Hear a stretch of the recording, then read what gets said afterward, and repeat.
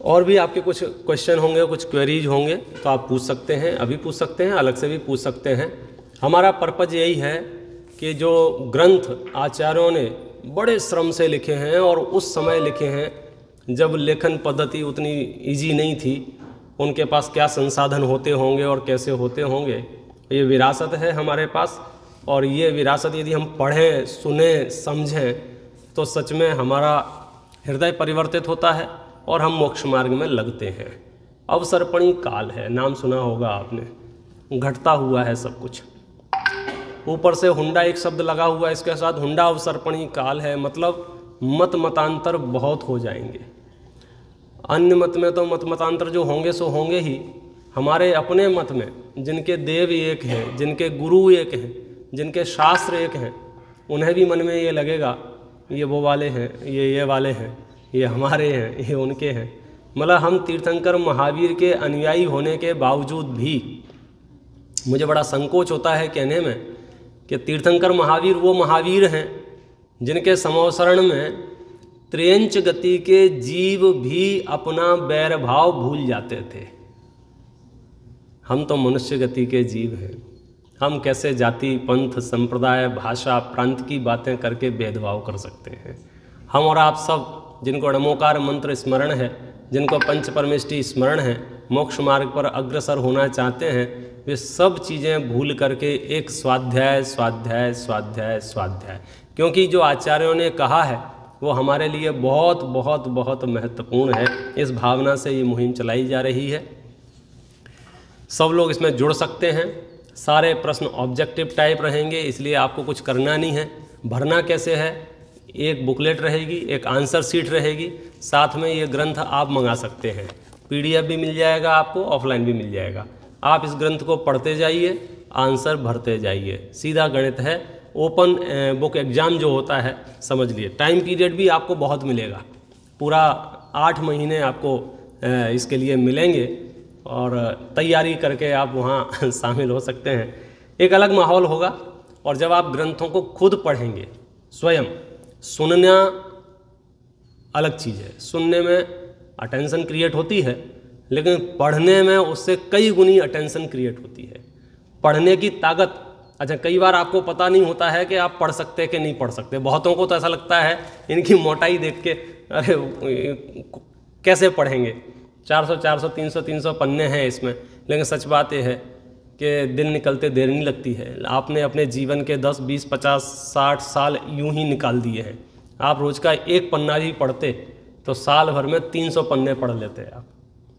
लेकिन हम वही है, या तो सीधे समुद्र में कूदेंगे या बिना नहाए रहेंगे। कहने का मतलब ये है, जितनी ताकत हो, जितनी सामर्थ्य हो, 24 घंटे आप नहीं दे सकते हैं, हम अच्छे से जानते हैं। लेकिन आप एक दिन तो दे सकते। एक दिन माने 1 घंटा, 1 घंटा नहीं 10 मिनट। एक पन्ना पढ़ने में 3 से 5 मिनट लगते हैं। आपकी हिंदी कमज़ोर होगी तो आपको 10 से 15 मिनट लगेंगे। तो 15 मिनट भी अपने आप को दिए तो आप हेल्दी बने रहेंगे। हर सिचुएशन में वो ज्ञान आपके काम आएगा। देखो आपने करोड़ों जमा किए हैं, सेविंग्स की है, सिर्फ इसलिए कि कभी तकलीफ़ होगी तो काम आएगी। और हम ये आँखों से देख रहे हैं कि वो सेविंग्स कितनी काम आती है और कितनी काम नहीं आती है। कहीं एक्सीडेंट्स हैं, कहीं बीमारियां हैं, कहीं रोग हैं। कोरोना काल में तो हमने सामने देख लिया, करोड़ों अरबों खरबों लिए बैठे हैं तो भी कोई उस कीमत नहीं है। लेकिन ये ज्ञान ऐसा है, आप जहाँ भी होंगे, जिन परिस्थितियों में भी होंगे, जिस देश में भी होंगे, जिस काल में होंगे, वहाँ ये ज्ञान आपको काम आएगा। मतलब आप ट्रेन में जा रहे हैं, ट्रेन पलट भी गई है और आपके पास ज्ञान है और आपको लग रहा है कि मैं मरने वाला हूँ, तो आप समाधि मरण कर सकते हैं उतनी सी देर में भी। लेकिन आपके पास कुछ होगा ही नहीं तो थोड़ा सा आकुलता, व्याकुलता, घबराहट, इसके अलावा कुछ नहीं है। संक्लिष्ट परिणामों के अलावा कुछ नहीं है। इसलिए कोशिश कीजिए आप इस स्वाध्याय से जुड़िए। उद्देश्य पुरस्कारों का नहीं है, उद्देश्य ये नहीं है कि ये इवेंट कैसा है। बात ये है कि थोड़े से माहौल बनाने से यदि हज़ारों लोग उसमें इन्वॉल्व हो सकते हो तो हमें क्यों नहीं माहौल बनाना चाहिए। तो मेले जैसी फीलिंग आपको आएगी सतपथ में, और खेलते खेलते आप मोक्ष मार्ग में लग जाएंगे और आपको पता भी नहीं चलेगा। देखिए ये रत्नगण श्रावकाचार ग्रंथ है, थोड़ा सा इसको पढ़ते हैं तो इसकी महिमा हमको आए। नमः श्रीवर्धमानाय निर्धूत कलिलात्मने सालोकानां त्रिलोकानां यद्विद्या दर्पणायते। ये ग्रंथ लिखा है आचार्य भगवान समंत भद्रदेव ने। किसने लिखा है ये ग्रंथ? किसने लिखा है? सुन के तो बोल ही सकते हैं ना, अभी थोड़ी एग्जाम ले रहे हैं हम। समंत भद्र आचार्य बहुत बड़े माने क्या कहना चाहिए, जिन शासन की प्रभावना में जो न्याय, युक्ति, तर्क, स्तुति, भक्ति, काव्य, जो कुछ भी आज आपको देखने को मिल रहा है उसमें समंत भद्र आचार्य का महत्वपूर्ण योगदान है। ये वही आचार्य हैं जिन्हें भस्मक व्याधि रोग हो गया था और अपनी क्षुधा मिटाने के लिए उन्होंने जो उपाय किए और उसके बाद वो स्वस्थ हुए, जैनेश्वरी दीक्षा पुनः अंगीकार की और उन्होंने पूरे देश में घूम घूम कर लोगों को जिन धर्म समझाया। उनके श्लोक मिलते हैं जिसकी पंक्ति आप सुनोगे तो ऐसा लगेगा कि एक आचार्य क्या कह रहे हैं। एक पंक्ति है जिसमें लिखा है, हे राजन यस्यास्ति शक्ति स वदतु पुरतो जैन निर्ग्रंथवादी। अर्थ है इसका, हे राजन जिसकी शक्ति हो आकर मुझसे बात करे। जैन निर्ग्रंथवादी विचरण कर रहा है, मतलब तत्व को समझने के लिए, दर्शन को समझने के लिए, धर्म को समझने के लिए जिसको भी आना हो मुझसे आए और मुझसे बातचीत करे। वो युग था, हर नगर में एक पब्लिक प्लेस होती थी शास्त्रार्थ के लिए। जिसको भी शास्त्रार्थ करना है वहाँ एक घंटी लगी रहती थी, भेरी जिसको बोलते थे, बजा दो। नगर में जो भी विद्वान होंगे वे इकट्ठे हो जाएंगे और शास्त्रार्थ करेंगे। शास्त्रार्थ बहुत हेल्दी डिस्कशन था, एक दूसरे को अपने विचार प्रस्तुत करना और जो योग्य विचार लगे उसको बढ़ावा देना। वो तो धीरे धीरे हम सब कसाई और तीव्र कसाई होने लग गए, तो अब शास्त्रार्थ जैसी चीज़ गायब हो गई। अब हम शास्त्रार्थ नहीं करते हैं, अगर शास्त्रार्थ करने बैठ भी जाएं तो लड़ाई हो जाए। मैं जो कह रहा हूँ वही सच है। इस आग्रह से हम युक्त हो गए, अपने पंथ, अपनी संप्रदाय, अपनी भाषा, अपने प्रांत कहीं ना कहीं अटक गए हम, और उससे हमने जो बहुत बड़ा ब्रह्मांड था हम कुएं के मेढक बन के रह गए। ये तीर्थंकर की वाणी प्राणी मात्र के लिए है। मैं तो ग्रंथों में पढ़ता हूँ तो आश्चर्य करता हूँ, समोसरण में गधे को एंट्री है, घोड़े को एंट्री है, गाय को एंट्री है, शेर को एंट्री है। त्रेंच गति के जीव भी भगवान की वाणी सुन लेते हैं, समझ लेते हैं। हम मनुष्य गति के जीव हैं, यदि भगवान की वाणी से अपरिचित हैं मतलब हमारे से ज़्यादा अभागा और कोई नहीं हो सकता है। ये मैं सामान्य बात नहीं कह रहा हूँ। इतना सब कुछ मिल गया है, बस इतना और मिल जाए सब हो जाएगा। मनुष्य गति आपको मिल गई, उत्तम देश आपको मिल गया, जैन कुल मिल गया, देवसाय गुरु का वातावरण मिल गया, धर्म में आपका इंटरेस्ट है, भगवान आपको अच्छे लगते हैं, संसार में आप रहना नहीं चाहते हो, मोक्ष की तीव्र इच्छा है, बस सम्यक दर्शन ज्ञान चारित्र और ले लो। क्यों, कुछ गलत कह रहा हूं क्या? अरबों मनुष्यों में से भाई साहब, अरबों मनुष्यों में से अरबों ऐसे हैं जिन्हें खाने पीने रहने की व्यवस्था में ही अपना जीवन निकल जाता है। बहुत गिनती के लोग हैं जिन्हें ये व्यवस्थाएं भी मिल गई हों। अच्छा, जिन्हें ये व्यवस्थाएं भी मिल गई हैं, अभ्यास ठीक ना होने से, कुसंस्कार होने से, पूर्व जन्म की अभ्यास गलत होने से पूरा जीवन व्यवस्थाएं हैं, खाने को, पीने को, रहने को सब व्यवस्था है, लेकिन मानसिक क्लेश इतना ज़्यादा है कि कषायों में जीवन निकल जाता है। हम बहुत भाग्यशाली हैं, हमारी कषाएं मंद हैं, हमें लौकिक अनुकूलताएं हैं। हम यदि इन ग्रंथों का अभ्यास करके मोक्ष मार्ग में आगे नहीं बढ़ेंगे तो कौन बढ़ेगा? मानो ये अनुकूलताएं मिली हैं मुझे धर्म करने के लिए ही मिली हैं। अब बस वही है कि धर्म शब्द सुनते ही आपके दिमाग में धर्म शब्द का क्या अर्थ है मुझे नहीं पता है, क्योंकि अलग अलग तरह से सुन रखे होंगे। जिन शासन में जो धर्म शब्द का अर्थ है वो बड़ा अद्भुत है, बड़ा आर्टिफिशियल धर्म नहीं है। यहाँ 3 भेद किए थे ना, पाप, पुण्य और धर्म।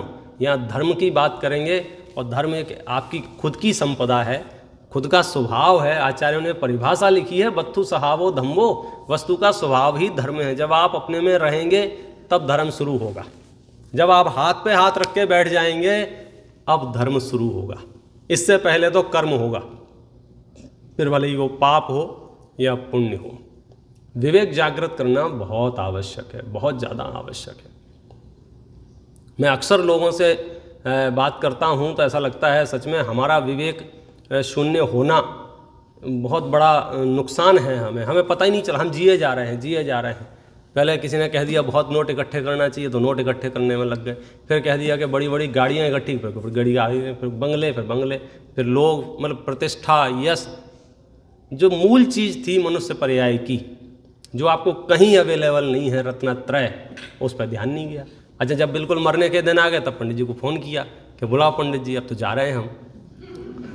जब हम सुनाने पहुँचे तो आपके कान काम नहीं कर रहे थे, डॉक्टर अंदर नहीं जाने दे रहा, आईसीयू में मिल नहीं सकते। वाह रे वाह, आप सोचो, अरबों रुपया है उसके पास लेकिन मिल नहीं सकते पंडित जी उससे।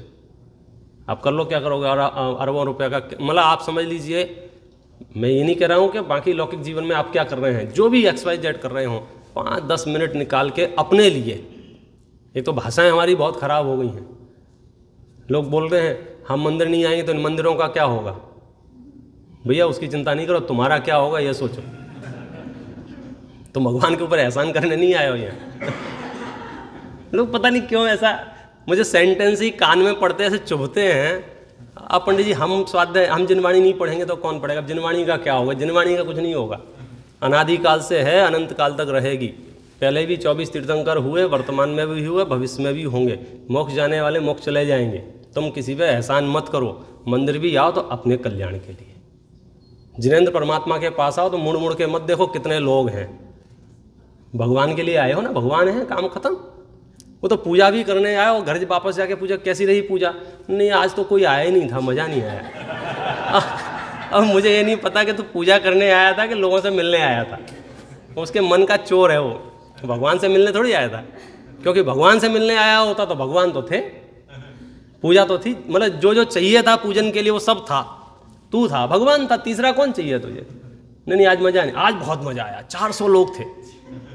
ऐसी बात है, 300 लोग थे तो जो मज़ा जो आ रहा है ना सच में पूजन का नहीं आ रहा है, वो 300 लोगों का आ रहा है। तुझे भेड़ बकरियों के साथ छोड़ दो तो वहाँ भी तू मज़ा सेल्फी लेने लग जाए। हाँ, इसलिए उसमें कोई दम नहीं है।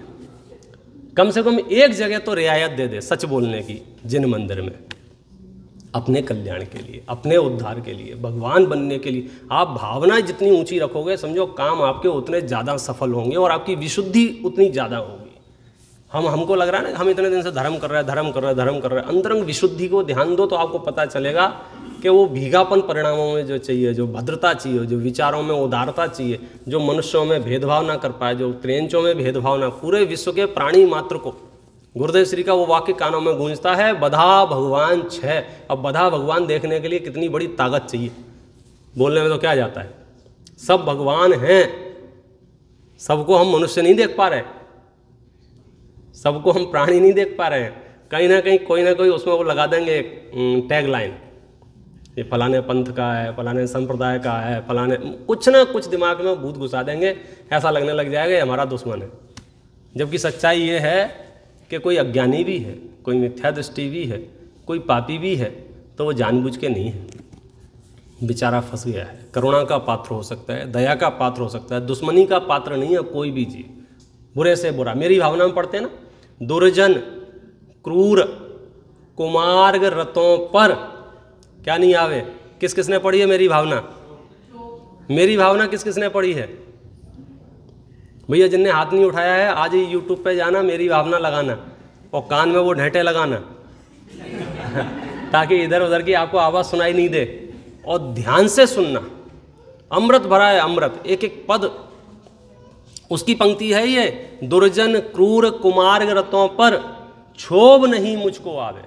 मतलब दुर्जन, दुर्जन माने जो समझो आलोचना करते रहते हैं, मेरे गुणों की निंदा करते रहते हैं, विरुद्ध चलते हैं, मेरे अगेंस्ट स्टेटमेंट देते रहते हैं, ये दुर्जन लोग हैं। क्रूर माने सिर्फ स्टेटमेंट नहीं देते, चाकू छुरी लेके घूम रहे हैं, बंदूक लेके घूम रहे हैं, वो क्रूर लोग हैं। और आगे कुमार्ग माने सातों व्यसन में डूबे वाले, ऐसे लोगों के प्रति भी मुझे क्षोभ नहीं आना चाहिए, क्रोध नहीं आना चाहिए, कषाय नहीं होना चाहिए। ये है जिन शासन। हमें घर वालों को देख के गुस्सा आ रही है, हमें समाज के लोगों से चिढ़ आ रही है, हमें साधर्मियों से मतलब परेशानी हो रही है। ये क्यों है? अरे क्यों है, क्या है उसमें? अस्तित्व है, अस्तित्व है, द्रव्यत्व है, अग्रुलत्व है। द्रव्य है, तेरे सोचने नहीं सोचने से कोई थोड़ी रहेगा, नहीं रहेगा। मतलब आत्ममूल्यांकन का अवसर भी आपको स्वाध्याय से ही मिलने वाला है। नहीं तो त्रेंच गति जैसा भी समझो कॉमन सेंस नहीं बचेगा। मतलब पाठशाला में बच्चों को ये चीज़ ज़रूर पढ़ाता हूँ। कौन सा? वो गधे वाला दृष्टांत दे के, संजय भाई सुना होगा आपने, कितने लोगों ने सुना है? गधा है ना, गधा, गधा तो नाम सुना होगा, कितने लोगों ने सुना है? दिन में 10 बार दूसरों को बोलता है, अभी चुपचाप ऐसे बैठा है जैसे कुछ नहीं पता हो इसे। बोलो भैया, गधा जानते हो? सुबह उठ के नाश्ते में क्या करता है, क्या खाता है वो? ज्ञान भाई, गधा ब्रेकफास्ट में क्या लेता है? बोलो भैया, घास। अच्छा, लंच में क्या खाता है? घास। और डिनर में? संडे को, मंडे को, ट्यूसडे को। तो बोर नहीं होता क्या वो? नहीं। बोले ये फैसिलिटी सिर्फ हमारे अंदर है, ये पागलपन जो है सिर्फ हमारे अंदर है। ये तो सुबह खाया था, ये तो कल खाया था। मतलब कोई ना कोई भूत दिमाग में घुसा रखा है। आपने कभी नहीं सुना होगा कि गधे का दिमाग खराब हो गया, पहाड़ पे चढ़ा, ऊपर से कूद गया वो। मतलब किसी गधे ने सुसाइड कर ली, आप तक आज ने अखबार में कहीं छपा देखा आपने? लेकिन मनुष्य गति में ऐसे ढेरों गधे मिल जाएंगे आपको। इसने ऐसा कह दिया इसलिए मर गया, इसने ऐसा कर लिया इसलिए मर गया, व्यापार का घाटा लग गया इसलिए मर गया। कोई ना कोई निमित्त बना करके मारा तो उसने कसायों ने है, बाहर में आरोप आ जाता है। कोई बीमारियां, ये तो मनुष्यों का इंटरफियर त्रेंच गति में बढ़ गया है। अन्यथा त्रेंच गति के जीव, वो गधा अपनी ज़िंदगी सुकून से जी सकता है जन्म से लेकर मरने तक। वो सूंघ के पता लगा लेगा क्या खाऊं क्या नहीं खाऊं, और इसको डब्बे पे लिख के दे दो कि तू जो खा रहा है इससे मरेगा, तो भी कहता है हाँ दे दो कोई बात नहीं। लिखा है उस पर, इसको खाने से कैंसर होगा, इसको खाने से मरेगा, इसको खाने से तेरी किडनी खराब होगी, सब लिखा है उस पर, तो भी कह रहा है हाँ दे दो। बोला अब इसके लिए क्या क्या इलाज है इसके लिए? मैं मिला गधे से, पूछा, मैंने भाई साहब इधर आओ, बात करनी है तुमसे। अलग से अपॉइंटमेंट लिया गधे से मैंने उससे पूछा, तुम्हारे पास एजुकेशन सिस्टम नहीं है, तुम्हारे पास मंदिर नहीं, मस्जिद नहीं, चर्च नहीं, गुरुद्वारा नहीं, कोई पढ़ाई लिखाई का सिस्टम नहीं है, माता पिता तुम्हें अलग से बैठ के होमवर्क कराते नहीं हैं, तुम मुझे बताओ तुम अपनी ज़िंदगी जीते कैसे हो? तुम्हें ऐसा नहीं है कि तुम्हारे जीवन में कोई मार्गदर्शन देने वाला नहीं, मतलब कोई गाइड नहीं है तुम्हारी ज़िंदगी में? हमें देख के बड़ी करुणा आती है, और फिर भी आप अपनी ज़िंदगी इतनी बेहतर जी लेते हो, आपको किसी की ज़रूरत नहीं महसूस नहीं होती है। पता है उसने क्या कहा? देखो पंडित साहब, ये बात सही है आपकी कि हमारे पास कोई गाइड नहीं है, हमारा दुर्भाग्य है, कोई मार्गदर्शन देने वाला नहीं है, लेकिन हमारा सौभाग्य है कि हमें कोई मिसगाइड करने वाला भी नहीं है। अब आप समझ गए होंगे हम क्या कहना चाह रहे हैं। मनुष्य गति की समस्या ये है कि गाइड हो या ना हो, आपको मिसगाइड जरूर मिल जाएंगे, क्योंकि हर आदमी गाइड बना घूम रहा है यहाँ। तो आप किसी से कभी भी कहीं भी पूछ लो, वो आपको 2 मिनट में समझा देगा धर्म क्या है, भले ही खुद पता हो या ना पता हो, कभी उस मार्ग पर चला हो या ना चला हो। बोलो, आप घर से बाहर निकले, जितने भी होर्डिंग लगा रखे हैं बढ़िया लाखों के, बोलो ये गाइड कर रहे हैं या मिसगाइड कर रहे हैं? अभी आपको तय करना होगा। आपने टीवी जैसे ही चैनल चालू किया, वो जो कुछ भी वहाँ हो रहा है उससे आप मिसगाइड हो रहे हैं या गाइड हो रहे हैं? बोलो। ये होर्डिंग देखा, 3 बढ़िया लोग खड़े थे, 2 बोतलें छपी थी, लिखा था इसको पियोगे तो मज़ा आ जाएगा। अब बोलो गाइड हुए कि मिसगाइड हुए? हम नहीं समझ पा रहे। हमें लगा था इस जिसके फोटो लगे हैं ना, ये बहुत मज़े में है, क्योंकि इसके पास लाखों रुपया है, इसके पास बड़ी बड़ी गाड़ियां हैं, इसकी फैन फॉलोइंग बहुत है। वो तो पता तब चला जब अखबार में देखा, अरे ये तो जहर खा के मर गया। क्या हुआ? इट मीन्स हम मिसगाइड हो गए। पूरे युग में समझो 24 गाइड हुए हैं, तो मिसगाइड करने वाले कितने हुए हैं? 363 का उद्घाटन तो आदिनाथ भगवान के ज़माने में हो गया था। मतलब मनुष्य गति में आपको कितनी सावधानी रखनी है। अब फिर वही बात आएगी सामने कि पंडित जी आप ही बता दो कौन गाइड कर रहा है, कौन मिसगाइड कर रहा है। आप फिर मिसगाइड हो जाएंगे। हम क्यों बता दें? तुम्हारे पास अकल नहीं है, हम क्यों बता दें? आप भी तो 5 इंद्रिय जीव वाले हो ना, और मन अलग से लिए घूम रहे हो। आप खुद निर्णय करो। आपने किसी दूसरे से पूछा, माने मिसगाइड की संभावनाएं बढ़ी, और आपके पास मन है, और मन का काम यही है कि आपको हित अहित का निर्णय कर सके, बशर्ते आप उसमें पूर्वाग्रह ना लगाएं, बशर्ते आप अपना पक्ष उसमें ना रखें, बशर्ते आप ईमानदारी से काम लें। आँख का काम क्या है? ये बताना कि सफ़ेद है कि लाल है कि नीला है। कान का काम क्या है? शब्दों को सुनना। रसना इंद्री का काम क्या है? स्वाद को जानना। हाथ पैर का काम क्या है? छू के देखना। ऐसे ही मन का काम क्या है? हित अहित का निर्णय करना। मन का काम क्या है? सही गलत का निर्णय करना। मन एक टूल्स है भाई साहब, आपके पास टूल है ना। आपको बुखार आया, आप पूछ रहे हैं इसको कितना बुखार होगा? अरे पूछ क्या रहे हो? थर्मामीटर लाए थे ना खरीद के, अब लगाओ। और थर्मामीटर लगाएंगे तो क्या होगा? उस पर लिखा आ जाएगा, काम खत्म। तो थर्मामीटर एक टूल्स है, ऐसे ही मन भी एक टूल्स है।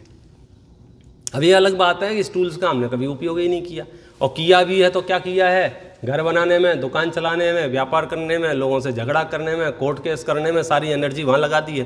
तो जो मोक्ष मार्ग है उसका क्या हुआ कि अगले भाव में देखेंगे। अब अगला भाव मिलेगा नहीं मिलेगा, कैसा मिलेगा, उसकी कहानी अलग है।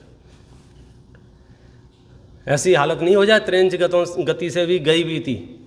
हाथी की भूख भाई साहब 40-40 किलो भोजन एक बार में कर जाए, इतनी भूख होती है। और 2-5-10 दिन से उसे भोजन ना मिला हो और भूख से तड़फ रहा हो, पड़ा हो, बोलो सामने से खरगोश निकले, उठा के खाएगा कि नहीं खाएगा? नहीं खाएगा। इसको बोलते हैं कॉन्फिडेंस, विश्वास, प्रतीति। मनुष्य को ठिकाना नहीं है इसका, क्या करेगा? मतलब हम वो दृश्य दिखा भी नहीं सकते। ऐसे ऐसे लोग मिल जाएंगे मनुष्य गति में भी, त्रेंच गति के किसी भी जीव को किसी भी रीति से खा पी जाए। अरे त्रेंच गति को मनुष्यों को खाने लग जाए, आप बोलो क्या करोगे? आप क्या करें? दुनिया का क्या होगा हमें नहीं पता है। अपनी जान बचाओ पहले। सुनने में अटपटा लगता है, लेकिन सच्चाई ये है कि आपकी जान बचेगी तो दूसरे की बच सकती है। मुझे बड़ा अटपटा लगा था जब हवाई जहाज में बैठा और वो ज्ञान दे रहा था कि यदि ऑक्सीजन कम हो जाए तो मास्क आएगा, और आपके साथ बच्चा बैठा हो तो वो कह रहा था पहले आप लगाना फिर बच्चे को लगाना। मैंने सुना यार कैसा आदमी है ये। मतलब अपने को क्या आइडिया, पहली बार ज़्यादा ध्यान से सुन रहे थे, कमाल हो गया। इसको इतनी अकल नहीं है कि बच्चों को पहले मास्क लगाएं कि पहले हम मास्क लगाएं। बोलो आपकी क्या राय है? तो सुनने में ऐसा लगेगा बेचारे बच्चों को पहले लगाओ, लेकिन बहुत फोर्सफुली वो कह रहा था कि पहले आप पहनना फिर बच्चे को पहनाना। क्यों? क्योंकि बच्चे को पहनाते पहनाते आपने नहीं पहन पाया तो क्या होगा? आपने बच्चे को जबरदस्ती पहना भी दिया और बच्चे ने खींच दिया, 2 जाने जा सकती हैं। पहले आप पहनना तो कम से कम आप सुरक्षित रहोगे, फिर बच्चे को पहनाना। तो ऐसे ही पहले धर्म का सेवन आप करना, आपको आनंद में रह के दूसरे लोग अपने आप पूछेंगे भैया क्या खा रहे हो, हमें बताओ ना। इस निकृष्ट काल में भी आप इतने प्रसन्न कैसे रह लेते हो? इस ज़माने में भी आप इतने खुश कैसे रह सकते हो? इतने कोरोना काल में 2 साल में 2.5 साल में आपने एक बार कंप्लेंट नहीं की आप कर क्या रहे थे? तो पता चला हमें तो 1 मिनट की फुर्सत नहीं थी।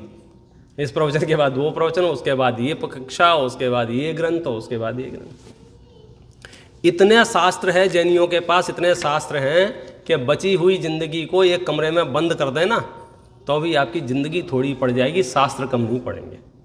और इनको पढ़ने से, उनको सुनने से उतना ही आनंद आता है। ये तो इसलिए हमको ऐसा लग रहा है ना, पढ़ा नहीं हो, सुना नहीं हो। इसमें पढ़ा है, देखो मैं एक पंक्ति पढ़ता हूँ।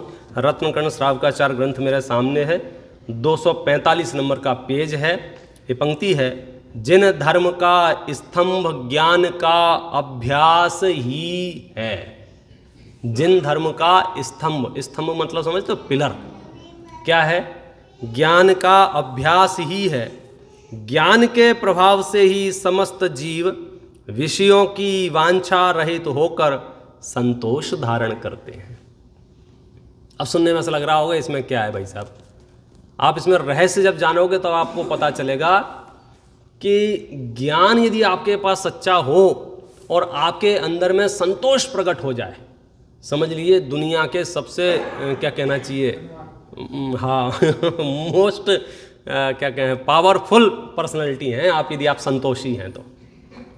क्योंकि सारी समस्या ही असंतोष की, और असंतोष भी हमारे चित्त में इतना घुस गया है कि उसका फुल स्टॉप नहीं आ रहा है। अभी अपन पढ़ रहे थे ना, अब तक अगणित जड़ द्रव्यों से प्रभु भूकन मेरी शांत हुई, और बढ़ती ही जा रही है। तो संतोष कैसे आएगा बोलो। और ये इतनी खतरनाक चीज़ है कि हम ना चाहते हुए भी, हमारे बच्चे ना चाहते हुए, आज बच्चे हमारे स्कूलों में जाते हैं, अभी स्कूलों में बोलो क्या सीखते हैं, क्या पढ़ते हैं, क्या देखते हैं। पूरी दुनिया में जो हवा चल रही है वो सुखी होने के विरुद्ध हवा चल रही है। हर बच्चे के मन में ये भूत घुस रहा है, घुसाया जा रहा है, एक ही है, सक्सेस माने बड़ा घर, बड़ी गाड़ी, बहुत पैसा, बस इसके अलावा अब उसको पता ही नहीं है सक्सेस माने संतोष, सक्सेस माने आनंद, सक्सेस माने धैर्य, समता, क्षमा, ये डिक्शनरी के शब्द ही नहीं है उनके पास। खान पान के मामले में हमें इतना संकट पड़ गया है कि आप सोच नहीं सकते हो, ये टिफ़िन शेयरिंग के नाम पर कब कितना अवक्ष भक्षण बच्चा कर लेगा, आप कल्पना नहीं कर सकते हो। तो हमें स्ट्रिक्टली बोलना पड़ता है स्कूलों में जा के, बाकी सब चलेगा लेकिन टिफ़िन शेयरिंग नहीं चलेगा। फिर हमने उसको हाइजीन नाम दे दिया कि हमको नहीं भरोसा है कि जो बच्चा लाया है उसको कौन सी बीमारी है, वो हमारे बच्चे को नहीं हो जाए। क्या करें, आपको रास्ते निकालने होंगे स्ट्रांगली, नहीं तो क्या होगा। शुरू में आपको लगता है अभी तो बच्चा है, ठीक है देख लेंगे। जब तक आप देखने जाते हो ना तब तक तो आपको दिखाने लग जाता है। 18-18, 20-20 साल के, 25 साल के लोगों को लाके हमारे सामने, पंडित जी का रात्रि भोजन छोड़ा दो, पंडित जी का अवक्ष भक्षण छोड़ा दो। अरे तुमने 25 साल उसको प्रैक्टिस कराई है, उसका क्या करें बताओ। तुम प्रैक्टिस कराओ और हम छुड़ाएं, तो आपकी अपनी जिम्मेदारी है। देखो मैं बहुत क्या कहूँ, 5 साल का जो टीका होता है ना पोलियो वोलियो का, वो 5 साल में ही लगे तो ठीक है, 25 साल में मतलब अब तो ठीक है भुगत लो, जो है सो है। ऐसे ही इन बच्चों को सबसे पहला संस्कार गर्भ में दिया जाता है।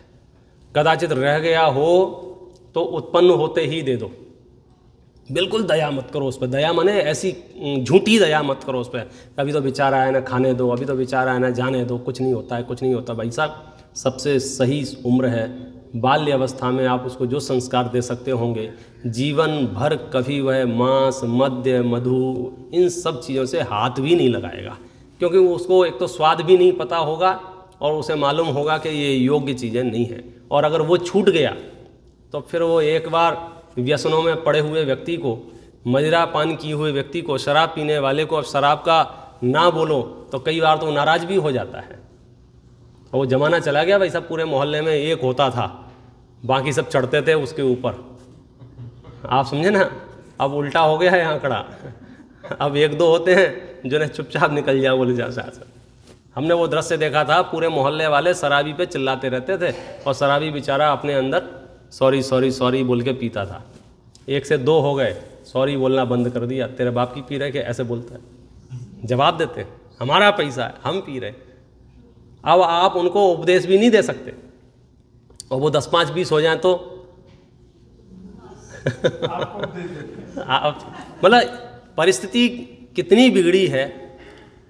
सब छोड़ दो, हम सुरक्षित रहें, हमारा परिवार सुरक्षित रहे, हमारी पीढ़ियां सुरक्षित रहें, तो हम आनंद ले सकते हैं इस जीवन का भी, और रत्नत्रय की साधना करके जिसको हम मोक्ष कहते हैं, जिसको हम सुख कहते हैं, उसकी भी प्राप्ति हमें हो सकती है। इसलिए बहुत क्या कहें, मैं तो सिर्फ आपको हिंट ही दे रहा हूँ। ये वो ग्रंथ है, इसमें 7 व्यसनों का, 5 पापों का, क्या करें क्या नहीं करें, कैसे करें, क्या सोचें, आपका थॉट प्रोसेस कैसा होना चाहिए, आपकी विचारधारा कैसी होना चाहिए। एक जगह प्रकरण आया है कि पापी लोगों की भी निंदा मत करो, निंदा करने से अपने परिणाम मलिन होते हैं।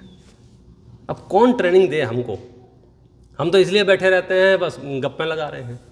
वैसे दुर्लभ मनुष्य पर्याय है। आपके पास सच में टाइम है, आप पाठ पढ़ लो, जिनवाणी पढ़ लो, श्रुत का अभ्यास कर लो। 2000 साल तक जैनत्व जिंदा रहा, 2000 साल तक। कैसे? भले ही हमारे राज्य नहीं रहे बड़े बड़े, खत्म हो गए, सम्राट चंद्रगुप्त के बाद जैनियों का बड़ा शासन नहीं रहा, सारे समझो वैभव विरासतें सब छिन गई हमसे, उसके बावजूद भी जैन दर्शन जिंदा रहा, क्योंकि हमारी माता बहनों को, भाइयों को कंठ में तत्वार सूत्र याद था, भक्तांबर कंठ में याद था, मेरी भावना कंठ में याद थी, चीज़ें रटी हुई थी। अभी सुबड़ा साफ है, अभी ऐसे लोग बचे होंगे, अभी साथ में बोलो तो गाड़ी खिंच सकती है, अकेले अद्योपांत बोले तो मेहनत पड़ जाती है। मैं कहता हूँ बहुत भंडार मत भरो, ऐसा नहीं करो कि सारे ग्रंथ याद कर लो, 2-4 चीज़ें तो ऐसी आपके पास होनी ही चाहिए। जैसे अपन घर से बाहर निकलते हैं तो डब्बे में कुछ नहीं तो सूखा ही नाश्ता रख लो, फ्लाइट लेट हो गई, कुछ हो गया तो एकदम तो भूखों नहीं मरेंगे ना। तो ऐसे ही आपको थोड़ा बहुत तो कंठस्थ होना ही चाहिए, ताकि आप विषम परिस्थितियों में उसका चिंतन कर सकें, उसके आश्रय से समता भाव आ सके। जैनाचार्यों ने बड़ी कृपा करके ये ग्रंथ लिखे हैं, मैं बस पढ़ देता हूँ और इसको विराम लेता हूँ। ज्ञान के अभ्यास से ही उत्तम क्षमादि गुण प्रकट होते हैं।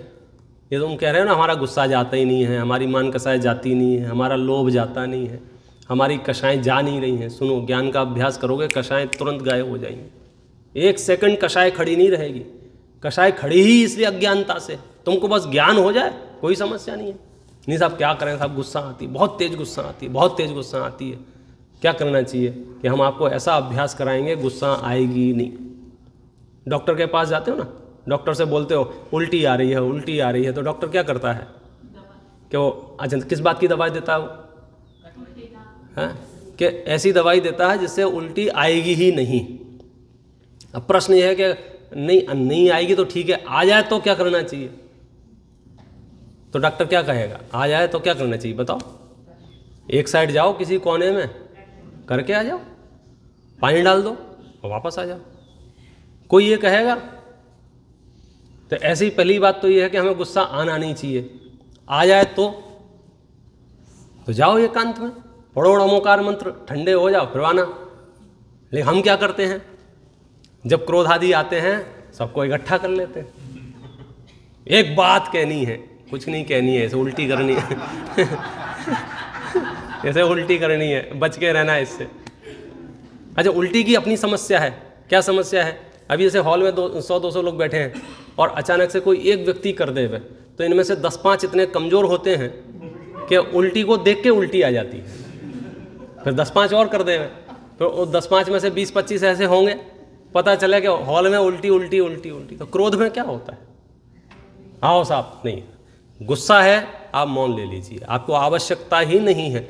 आवेश में माथे पे सल पड़ रही हो तो आपको धर्मोपदेश देने की भी आवश्यकता नहीं है। आनंद का मार्ग, कषाय गुस्से में थोड़ी कहा जाएगा तत्वज्ञान, ये बहुत बहुत आनंद का मार्ग है। तो हम तो आपको ऐसी दवाई देंगे कि आपको गुस्सा आएगा ही नहीं।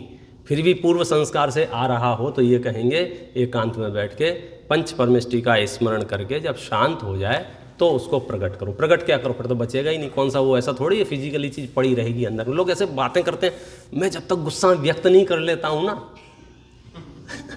तब तक अंदर ही अंदर बहुत परेशान होता हूँ मतलब ये एक काल्पनिक उसकी समस्या है और कुछ नहीं है।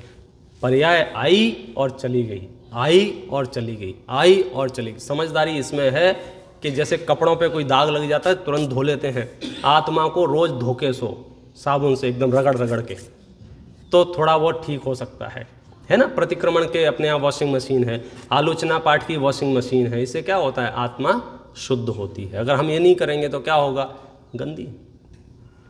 बिल्कुल चक्कर में मत पड़ो किस वजह से, किस निमित्त से कषाय हो रही है। सावधानी ये रखो कि अगर कषाय हो रही है तो हमको कष्ट होगा। मैं रोड पर खड़ा था, अचानक से कोई गाड़ी आई और कीचड़ उछाल के चली गई। अब मैं उस कीचड़ को हटा नहीं रहा हूँ, क्यों? मुझे प्रूफ करना है कि उसने लगाया है, और कुछ नहीं। फिर लिए घूम रहा हूँ, फिर 10 लोगों की मीटिंग बुला रहा हूँ, देखो ये कीचड़ लगा है, फलाने समय लगा है, ज्ञान जी की गाड़ी थी, जानबूझ के लगा के चले गए, उधर से जा सकते थे इधर। अब मैं हटा नहीं रहा हूँ उसको। क्यों नहीं हटा रहा हूँ? क्योंकि मुझे 10 लोगों में प्रमाणित करना है कि ये कीचड़ ज्ञान भाई की गाड़ी का है। सुनो, इस चक्कर में पूरा हाथ सड़ जाएगा तुम्हारा। लोग माने नहीं माने अलग विषय है, तुम्हारा हाथ सड़ेगा क्या नहीं सड़ेगा। सबसे पहला काम क्या है बोलो, हाथ धो। तो ऐसे ही आत्मा में क्रोध आया हो, मान आया हो, मायाचारी हुई हो, लोभ हुआ हो, सबसे पहला काम है उसे साफ करो। किसकी वजह से और क्यों, वो सब बात की पंचायत है। हो जाए तो ठीक, नहीं हो जाए तो ठीक। आत्मा स्वच्छ रहेगी तो इसका आनंद तुम्हें आएगा। दूसरों के लिए हमें स्वच्छ नहीं होना है। हम नहाते हैं किसके लिए, हमको खुजली ना चले। ऐसे ही आत्मा के ज्ञानाभ्यास से, लिखा है ना, ज्ञान के अभ्यास से क्षमादि गुण प्रकट होते हैं। भक्ष अभक्ष का, योग्य अयोग्य का, त्यागने योग्य ग्रहण करने योग्य का विचार होता है। ज्ञान बिना परमार्थ और व्यवहार दोनों नष्ट हो जाते हैं। ना वो धर्म कर सकता है, न कर्म कर सकता है। बहुत सारी बातें, ज्ञान से ही सम्यक दर्शन उत्पन्न होता है, ज्ञान से ही मोक्ष प्रकट होता है। ज्ञान जैसा स्वाधीन धन कोई दूसरा नहीं है। बहुत सारी विशेष बातें हैं, लेकिन मुझे याद आ रहा है इन्हीं विशेष बातों के लिए नीचे बच्चे इकट्ठे हुए हैं। साल भर उन्होंने बहुत मेहनत की है, पिंकेश जी ने खूब मेहनत की है, पाठशाला के बच्चे आए हैं। आप लोग उनका प्रोत्साहन बढ़ाने के लिए नीचे सम्मिलित होंगे और ज्ञान का अभिनंदन करेंगे। ओम नमः सिद्धिविनायक।